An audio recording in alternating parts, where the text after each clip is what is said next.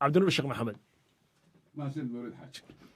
madaxweyne trump ayaa u adeegsaday khudbad uu ka jeediyey waddanka Poland baaq ah in la difaacdo ilbaxnimada reer galbeedka iyo waxyaabaha kale oo ay qadariyaan oo ay qiimeeyaan.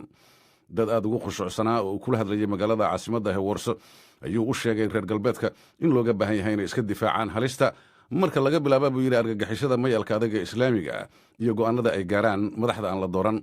Donald Trump waxa uu ku booriyey dowladda Raashiya inay joojiso waxa uu ugu yeeray dhaqdhaqaaqyada xasilooni darrada ay ka wado.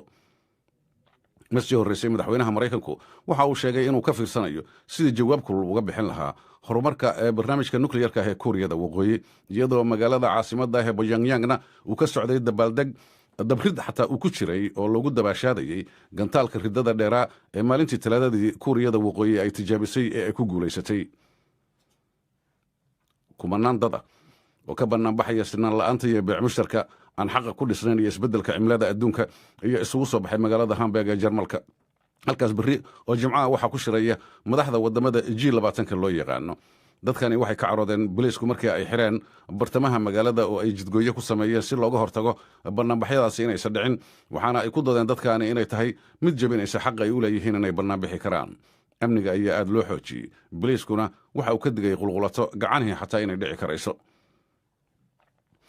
garsoorayaal u fadhiyey magaalada Hague ayaa waxay xeeriyeen dowladda South Africa in ay gabtay gudashada waajibkii ka saarnaa maxkamadda ICC-da markii ay dowladda South Africa diiday inay u soo xirto madaxweynaha dalka Suudaan Cumar Xasan al-Bashiir 2 sano ka hor maruu South Africa kaga qayb galayay shir madaxeedkii Midowga Afrika. waxaa garsoorayaashaasi maxkamadda dembiyada dagaalku ay diideen oo ay ku gacan sayreen doodda dowladda South Africa oo ah inuu yahay madaxweyne qaran madax bannaan, taa daraaddeedna uu leeyahay al-Bashiir xasanad diblomaasiyadeed. madaxweynaha dalka Zambia Edgar Lungu waxa uu difaacay go'aanka waddanka ugu soo rogay amarka degdega ah oo uu yiri waxa uu doonayaa inuu dalka ku soo celiyo Zambia xasiloonidiisii. dadka dhaliila madaxweynuhuse waxa ay leeyihiin Zambia waxa ay ku sii siqaysaa kalitalisnimo.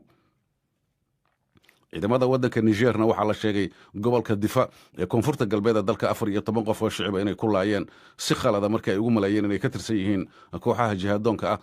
gobolkaas dhowr jeer waxaa weerar ka geystay Boko Haram, sida sargaal gobolka ka tirsan uu u sheegay wakaaladda wararka Faransiiska AFP. dadka la laayay waxay ahaayeen dad markoodii hore ka qaxay dagaalada islaamiyiinta oo doonayay dib inay ugu soo noqdaan tuulooyinkii ay ka carareen.